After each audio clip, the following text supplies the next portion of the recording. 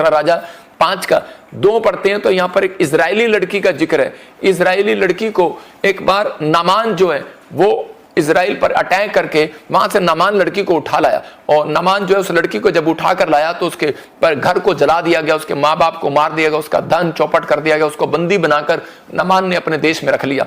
और जब अपने घर में रख लिया तो उसी समय यहां पर लिखा, अरामी सेना ने कई सेना की टुकड़ियों को इजराइल में लड़ने भेजा।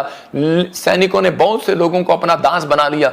एक बार उन्होंने एक छोटी लड़की को इजराइल देश से लिया। यह छोटी लड़की नामान की पत्नी की सेवा करने लगी। मतलब इसने वहां पर गुलामी में रख लिया कि यह लड़की सेवा करेगी। और थोड़े दिन के बाद कि नामान के ऊपर एक क्रोध पड़ा परमेश्वर का, और उसी समय क्योंकि उसने इजरायली लड़की को हाथ लगाया, और उसी समय परमेश्वर ने उसके ऊपर कोढ़ को भेज दिया और वो कोढ़ी हो गया। और उस समय में कोढ़ी व्यक्ति का मरना तय था। मतलब कोढ़ी का कोई इलाज नहीं था, जैसे आज HIV का और कैंसर का कई बार इलाज नहीं होता, तो ऐसे ही ये बीमारी इतनी खतरनाक बीमारी थी कि इसके साथ साथ ये उंगलियां भी गलती चली जाती थी, और ऐसा आदमी तड़पता तड़पता मर जाता था।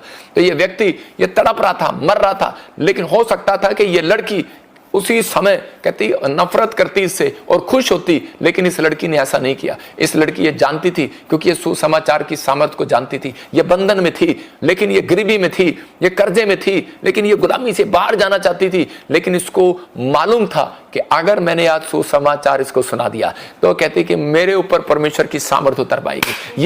ये मुझे अपने घर में नहीं रख सकता, ये मुझे आज यहां से छुड़ाएगा, ये सामर्थ मुझे छुड़ाएगी। ये परमेश्वर का सच्चा सुसमाचार अगर मैंने सुना दिया तो इसी समय कहते कि मुझे मालूम हो गया कि परमेश्वर ने इसको ये बीमारी दी है कि ताकि मैं इसको समाचार सुनाऊं और मैं इस बंधन से आजाद हो जाऊं। ये कितने समय से वहां पर थी, लेकिन ये आजाद नहीं हो पा रही थी। अगर ये सुसमाचार ना सुनाती, ये लड़की कभी वहां से आजाद ना होती, इस लड़की का सम्मान ना होता। इसने उसी समय उसको बताया, कह रही कि अलीशा नाम का एक प्रॉफिट है, और ये कह रहे कि परमेश्वर का भेजा हुआ ये सुसमाचार उसने सुनाया। और कह रहे कि वो जब कह रहे किसी के लिए प्रार्थना करता है, जो उसके पास जाता है वो चंगा हो जाता है, चाहे उसकी कितनी भी बड़ी बीमारी हो। तो उसी समय उस व्यक्ति ने कह रहा कि वहां पर गया, और कह रहा कि वहां पर जाकर पानी में जब डुबकी लिया, और उसी समय जब एलीशा की बात को माना तो उसी समय उसका कोढ़ जाता रहा। और सबसे पहले आते ही उसने क्या काम किया होगा, या पता है आपको? उसने उस लड़की को छोड़ दिया और उस लड़की को उसके देश जाने दिया। उस लड़की को कहता है कि उसको बहुत सारा धन देकर वापस भेज दिया। किसने दिलाया उसको धन?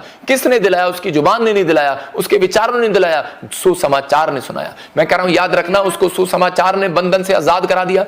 उसको एक गवाही देने से, एक कह रहा कि यीशु मसीह के चेले के बारे में बताने से कि एक यीशु मसीह का चेला है, कह रहा वो नफरत नहीं करता, वो अपने गुरुओं की शिक्षा पर चलता है, उसके अंदर गुण है, ये कहता है वो प्रेम रखता है, वो खोए हुए को ढूंढता है, वो प्रेम रखता है, वो किसी जाति से नफरत नहीं करता। हो सकता था एलीशा नफरत करता, लेकिन वो जानता था मैं परमेश्वर का असली चेला हूं, इसलिए उसने नफरत नहीं किया। उसके अंदर नफरत का बीज नहीं था, उसके अंदर ये गुण थे, और परमेश्वर ने इसको वो सामर्थ दी हुई थी। कोई आए, कहता जा चंगा हो जाएगा। जो अब्राहम को भी ये सामर्थ दी हुई थी, कह रहा जा, कह रहा कोई आए, क्योंकि अब्राहम समाचार बांटता फिरता था। लूत ये पाप है, ये पाप नहीं करना, लूत ये पाप है, ये पाप नहीं करना। वो बताता फिरता था कि अपने लोगों को, अगर आज भी आप परमेश्वर के लोग अगर आज अपने घर में, अपने परिवार में, अपनी पत्नी, अपने बच्चों को पाप से दूर होने का तरीका बताएं, कि यीशु मसीह की वो सामर्थ के बारे में बताएं। मैं कह रहा हूं कि आज कैसा भी बंधन होगा, आपका बच्चा, आपका पति, आपका परिवार कैसा भी बंधन में होगा, मैं कह रहा हूं आज परमेश्वर की सामर्थ आज रात उसके अंदर काम करेगी यीशु मसीह के नाम में। आज परमेश्वर की सामर्थ उसके अंदर काम करेगी, उसकी हड्डियां चंगी हो जाएंगी। आज परमेश्वर की सामर्थ काम करेगी, इसी समय आप आजाद हो जाएंगे।